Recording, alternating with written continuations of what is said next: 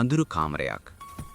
බිත්තියේ පැරණි දූවිලි බඳුණු යුද හමුදා ඡායාරූපයක් එල්ලා ඇත.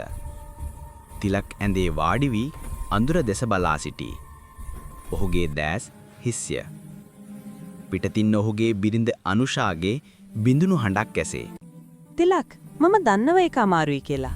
ඒත් කමල්ට ඕනෝනේ ඔයා සතුටින් ඉන්නව දකින්න නේද? තිලක්ගේ බිරිඳ තම සැමියාට උදව් කිරීමට වෙරදරන නමුත් ඈත්වීමෙන් පීඩා විඳී. ඝන කැලෑවක් ආසන්නයේ ඇති වැලි කොට්ට වලින් තෙනූ යුදමුර පොලක වයස අවුරුදු 25ක් පමණ වන තිලක් සහ කමල් රාත්‍රී මුරයේ යෙදී සිටිති. කමල් සිනාසෙමින් කුඩා කඩදාසි පරවියෙක් හදනවා. කියනවා යුද්ධ ඉවරුනාම මම මේ වගේම පරවියෙක් ලීයෙන් කැටියම් කරලා මගේ දුවට දෙනවා. ඊට පස්සේ නිදහසේ ගමේම ජීවත් වෙන්න පුළුවන්. ඒත් මම බලාගන්නම්.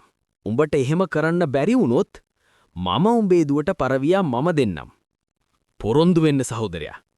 පොරොන්දුයි. සටන් බිම සම්පූර්ණයෙන්ම දුමාරයෙන් වැසේ. වෙඩි හඬ පමණි. කමල් බය වෙන්න එපා. අපි බේරාගන්නේයි.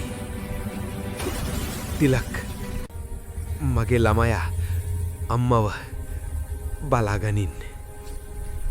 මට ආයේ අමතක කරන්න වෙන්නේ නැහැ මේ යුද්ධය.